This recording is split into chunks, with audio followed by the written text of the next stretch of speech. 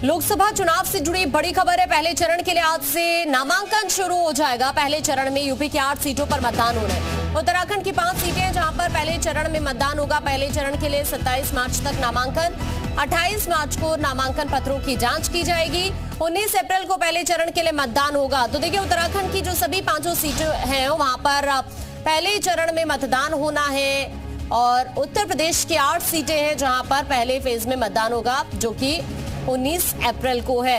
अब इसके लिए आज से जो नामांकन की प्रक्रिया है वो शुरू हो जाएगी। पहले चरण के लिए 27 मार्च तक नामांकन दाखिल कर सकते हैं प्रत्याशी।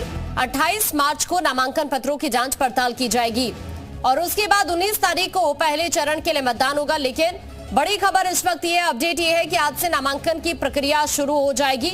27 तारीख तक का टाइम रहेगा सभी प्रत्याशियों के पास नामांकन दाखिल करने का और उसके बाद 28 मार्च को नामांकन पत्रों की जांच की जाएगी।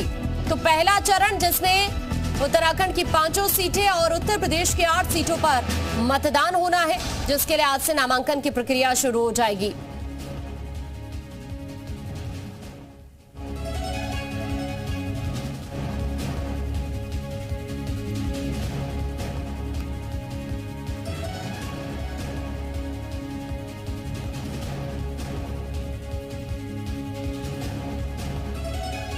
सात चरणों में मतदान होगा देश के अंदर। उत्तर प्रदेश की बात करें तो फर्स्ट फेज में उत्तर प्रदेश की 8 सीटें हैं जहां पर वोटिंग होनी है। उत्तराखंड की सभी 5 सीटों पर पहले ही चरण में मतदान होगा, जिसके लिए आज से नामांकन की प्रक्रिया शुरू हो जाएगी। अब आपको बताते हैं कि आखिर यूपी के पहले चरण में 8 सीटें जो हैं उनमें कौन कौन सी सीट है वो भी आप जानिए। पहले सहारनपुर, कैराना, मुजफ्फरनगर, बिजनौर, नगीना, मुरादाबाद सीट है और यही वो पहले चरण की सीटें हैं जहां पर मतदान होना है। 8 में से 3 सीटों पर हालांकि अभी तक ऐलान नहीं हो पाया है। अपडेट इस वक्त ये है, किसी पार्टी ने प्रत्याशी का ऐलान अभी तक नहीं किया है, जिनमें सहारनपुर सीट है, पीलीभीत सीट है। यहां पर प्रत्याशी का इंतजार अभी हो रहा है। तो बड़ी खबर हम आपको ये बता रहे हैं, पहले चरण में उत्तर प्रदेश की 8 सीटों पर मतदान होगा। 8 में से 3 सीट ऐसी हैं जहां पर अभी तक प्रत्याशी का ऐलान ही नहीं हो पाया। किसी भी पार्टी ने अभी इन तीनों ही सीटों को लेकर प्रत्याशी का ऐलान नहीं किया है, जिनमें सहारनपुर सीट भी है, पीलीभीत भी है और मुरादाबाद में भी अभी तक उम्मीदवार का ऐलान नहीं हो पाया है। 5 सीटों पर एनडीए ने उम्मीदवार उतार दिए हैं। 3 सीट पर एनडीए के प्रत्याशी का भी इंतजार है। समाजवादी पार्टी की बात करें, 4 सीटों पर प्रत्याशी का ऐलान किया है। रामपुर में सपा ने अभी तक ऐलान नहीं किया। पहले चरण में सहारनपुर, पीलीभीत में मतदान होगा। मुरादाबाद, बिजनौर में भी 19 अप्रैल को ही वोटिंग है। रामपुर, नगीना में पहले चरण में मतदान होगा। कैराना, मुजफ्फरनगर में 19 अप्रैल को वोटिंग होगी। लेकिन आप समझिए, समाजवादी पार्टी ने इन 8 सीटों में से 4 पर अभी तक प्रत्याशी का ऐलान किया है। बीजेपी की बात की जाए तो बीजेपी ने अभी इन 8 सीटों में से 5 पर उम्मीदवार उतारे हैं। 3 सीट अभी भी बाकी है और इन तीनों सीटों को लेकर मैं आपको बता दूं, जिसमें सहारनपुर सीट है जहां बीजेपी ने अभी तक प्रत्याशी नहीं मैदान में उतारा। पीलीभीत में भी अभी तक प्रत्याशी को मैदान में नहीं उतारा गया है, न ही समाजवादी पार्टी की तरफ से, न ही बीजेपी की तरफ से। मुरादाबाद सीट भी कुछ इसी तरह की है जहां पर अभी तक प्रत्याशी का ऐलान नहीं हुआ है। तो इस तरह से ये 3 वो सीटें हैं जहां पर अभी तक कोई भी पार्टी ने उम्मीदवार का ऐलान नहीं किया है। उधर समाजवादी पार्टी ने अभी तक 4 ऐसी सीटें हैं जहां पर प्रत्याशी को मैदान में नहीं उतारा है। अभी इन 4 सीटों को लेकर मंथन ही चल रहा है। रामपुर एक और ये सीट है जिसमें सपा ने अभी तक ऐलान नहीं किया है। और इस वक्त हमारे 4 सहयोगी हमारे साथ जुड़ रहे हैं। विवेक इस वक्त लखनऊ से हमारे साथ जुड़े हुए हैं, मुरादाबाद से आकाश इस वक्त हमारे साथ जुड़े हुए हैं, साथ ही राजवीर बिजनौर से इस वक्त हमारे साथ जुड़े हुए हैं और पीलीभीत से भी हमारे सहयोगी इस वक्त हमारे साथ जुड़े हुए हैं, मोहम्मद तारिक। एक एक करके सभी का रुख करेंगे। पहले आपको लखनऊ विवेक के पास लेकर चलते हैं। विवेक, आज से नामांकन की प्रक्रिया शुरू हो रही है।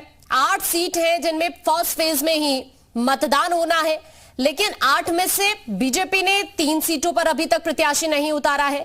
तो समाजवादी पार्टी ने भी अभी 4 ऐसी सीटें हैं जिन पे प्रत्याशी नहीं उतारे। क्या माने, कब तक तस्वीर क्लियर होगी विवेक? देखिए आकांक्षा, पहले चरण का चुनाव है, 8 सीटें हैं और 8 सीटें यानी यही भविष्य तय करता है उत्तर प्रदेश में पूरे चुनाव की रूपरेखा क्या होगी, तस्वीर क्या होगी। 2014 की बात करें हम तो भारतीय जनता पार्टी को 71 सीटें मिली थी और सबसे ज्यादा 8 सीटें पहले चरण में 8 सीटें भारतीय जनता पार्टी ने जीती थी। 2019 का चुनाव आया, समाजवादी पार्टी ने राष्ट्रीय लोकदल और बसपा से गठबंधन किया, भाजपा ने भी छोटे दलों से गठबंधन किया, लेकिन रालोद के साथ जो आंधी आई उसमें समाजवादी पार्टी के खाते में 5 सीटें गई थी। 2 सीटें समाजवादी पार्टी को मिली थी, रामपुर और मुरादाबाद। इसके अलावा बसपा को 3 सीटें मिली थी, यानी गठबंधन में 5 सीटें आई थी और भारतीय जनता पार्टी 8 में से 3 सीटों पर सिमट गई थी, मुजफ्फरनगर, कैराना और पीलीभीत। ये 3 सीटें भाजपा के पास हैं और ये चुनाव तय करेगा राष्ट्रीय लोकदल के प्रमुख जयंत चौधरी का कद क्या होगा। उनको पहले ही बहुत बड़ा कद भारतीय जनता पार्टी ने दे दिया है, लेकिन इस चुनाव से चूंकि पश्चिमी उत्तर प्रदेश में दलित, जाट और मुस्लिम का समीकरण राष्ट्रीय लोकदल के पक्ष में रहता है, उनका कद तय करेगा। इसीलिए रालोद को साथ में लाया गया है, क्योंकि पश्चिमी उत्तर प्रदेश के पहले चरण से जो बढ़त हासिल होगी वो आखिरी चरण तक लगातार बनी रहेगी। भारतीय जनता पार्टी की रणनीति यही है। रालोद का जयंत चौधरी का कद तय करेंगे इस चुनाव से, इन पूरी 8 सीटों से। इसके अलावा संजीव बालियान तीसरी बार हैट्रिक मारेंगे या नहीं मारेंगे ये तय होगा। साथ ही तमाम बड़े नेताओं का कद तय होगा। सहारनपुर से ये चर्चा चल रही है इमरान मसूद चुनाव लड़ेंगे कांग्रेस से, उनकी भी स्थिति तय होगी कि राजनीतिक भविष्य उनका क्या होगा। बहुत सारी चीजें हैं। वरुण गांधी रिपीट होंगे या उनको टिकट मिलेगा नहीं मिलेगा, वरुण गांधी का राजनीतिक करियर क्या होगा, ये भी इस चुनाव से तय होगा। हालांकि पीलीभीत की तीनों सीटें तीनों पार्टी। ठीक है विवेक, मैं आपके पास वापस लौट रही हूँ। मुरादाबाद से आकाश में इस वक्त हमारे साथ जुड़े हुए हैं। आकाश, जनता तैयार है वोटिंग के लिए, लेकिन अभी तक तो पार्टियों ने प्रत्याशी नहीं यहाँ पर उतारे हैं, ना समाजवादी पार्टी ने ना फिर बीजेपी ने। जनता क्या कह रही है वहां पर? जी बिल्कुल, देखिए क्योंकि आज से नामांकन प्रक्रिया जो है वो शुरू हो रही है प्रथम चरण का चुनाव की, लेकिन अभी तक भारतीय जनता पार्टी या गठबंधन की तरफ से यहाँ पे कोई प्रत्याशी अभी उतारा नहीं गया है। बात करें तो सिर्फ बहुजन समाज पार्टी की तरफ से जो है वो प्रत्याशी उतारा गया है। ऐसे में क्या मुरादाबाद की जनता सोचती है, क्योंकि आज से नामांकन शुरू, आगे वोटिंग होनी है। बात कर लेते हम सीधे जनता से ही। किस तरह से देखते हैं आज से नामांकन शुरू है? देखिए, जनता ने इस बार मन बना चुका है। जो राष्ट्र की विचारधाराओं पे काम करेगा और विकास की विचारधाराओं पे काम किएगा और आतंकवाद को जड़ से खत्म करेगा, महिला की सुरक्षा की बात करेगा, वो है सिर्फ नाम है एक नरेंद्र मोदी और यूपी में योगी। इस प्रकार जो चुनाव का माहौल बना हुआ है यूपी के अंदर, जो 80 सीटें हैं, 80 सीटों में हम लगभग 78 सीटें बीजेपी को मिलेंगी, क्योंकि सबने मन बना लिया है कि जो राष्ट्र विचारधारा पर जो काम करती है भारतीय जनता पार्टी काम करती है, पूरी यूपी में जो कमल का फूल खिलेगा, देश में क्या लगता है बीजेपी है? किस तरह से देखते हैं आज से नामांकन शुरू है और चुनाव भी नजदीक है, अब किन मुद्दों के साथ में भी? मुद्दे क्या, मैं तो सुरक्षा है यहाँ की और सब ये सड़कों का डेवलपमेंट है और ये सब कुछ है, सब कुछ बीजेपी से ही मिला है। ठीक है आकाश, आप बातचीत करते हैं, आपके पास में वापस लौट रहे हैं। इस वक्त कुछ और सहयोगी हमारे साथ जुड़े हुए हैं। मोहम्मद तारिक भी इस वक्त हमारे साथ जुड़े हुए हैं। मोहम्मद तारिक, वहां के क्या सियासी समीकरण बनते हुए नजर आ रहे हैं, क्योंकि अभी वहां पर भी प्रत्याशी का ऐलान पार्टियों ने नहीं किया है, जनता क्या कह रही है? देखिए, बताना चाहूंगा, ये पीलीभीत की लोकसभा सीट है। ये वरुण गांधी और मेनका गांधी लगभग 35 साल से यहाँ से सांसद हैं, यानी जो गांधी परिवार है उसका ये गढ़ है। अभी तक वरुण गांधी का टिकट फाइनल नहीं हो पाया, हालांकि आज से नामांकन जो है बिक्री हो रही है और जमा भी किए जा रहा है। मेरे पीछे देख सकते हैं ये पुलिसकर्मी लगी है, ड्यूटी है, लेकिन अभी तक जो नामांकन चालू भी आज से हो गए हैं, उसके बावजूद जो बीजेपी है या समाजवादी पार्टी है, उसने अभी तक अपने कैंडिडेट घोषित नहीं किए। ठीक है, मैं आपके पास लौट रही हूँ। बिजनौर से राजवीर भी इस वक्त हमारे साथ जुड़े हुए हैं। राजवीर, वहां पर किस तरह के सियासी समीकरण है? आकांक्षा, मैं आपको बता दूं, आज बिजनौर और नगीना लोकसभा का उम्मीदवारों का नामांकन प्रक्रिया शुरू हो गई है। 11 बजे से 3 बजे तक नामांकन करा सकते हैं, लेकिन अभी आज कोई भी नामांकन शायद ना कराए, क्योंकि लोग अभी मुहूर्त निकलवाने में लगे हुए हैं। नेता अभी शायद उनका मुहूर्त अभी नहीं आया, आज शायद कोई भी नामांकन ना हो पाए। मैं आपको बता दूं, बिजनौर लोकसभा की अगर बात करें, ये सीट पिछली बार मलूक नागर, बसपा से मलूक नागर जीते थे और उससे पहले 2014 में ये बीजेपी के खाते में रही है ये सीट।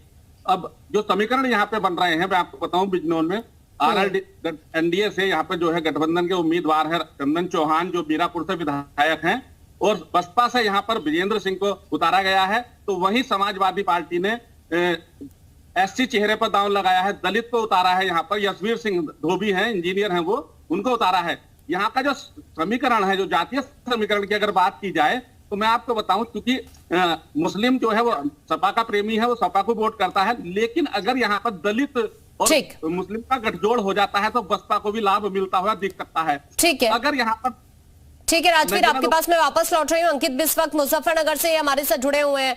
अंकित, मुजफ्फरनगर की बात करें तो फर्स्ट फेज में यहाँ पर भी वोटिंग होनी है और आज से नामांकन की प्रक्रिया भी शुरू हो जाएगी। क्या अपडेट है फिलहाल वहां से? जी बिल्कुल, अगर नामांकन की बात की जाए तो आज कोई भी प्रत्याशी नामांकन नहीं करेगा, क्योंकि सभी लोग एक दूसरे के पास, पंडितों के पास चक्कर लगा रहे हैं और एक शुभ मुहूर्त का इंतजार कर रहे हैं। अगर चुनौती की बात की जाए तो मेरे साथ कुछ लोग मौजूद हैं, उन्हीं से जानते हैं कि कौन प्रत्याशी किस प्रत्याशी को टक्कर दे रहा है और किसके लिए कौन चुनौती बन रहा है।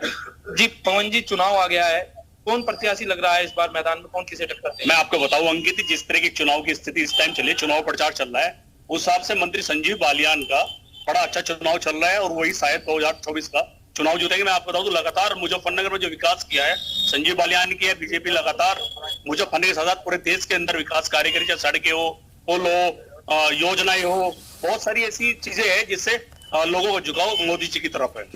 नामांकन शुरू हो गए हैं आज से, क्या लग रहा है कौन प्रत्याशी किस प्रत्याशी को टक्कर दे? देखिए, मुजफ्फरनगर की बात करें तो अभी तक मुकाबला भाजपा में और सपा में नजर आ रहा है। भाजपा से संजीव बालियान मैदान में है, तीसरी बार हैट्रिक बनाने को दिया है। दूसरे और सपा की बात करें तो ठीक है अंकित, अभी के लिए आपका शुक्रिया, आप सभी सहयोगियों का शुक्रिया ये बातचीत करने के लिए, जानकारी के लिए। आगे बढ़ते हैं।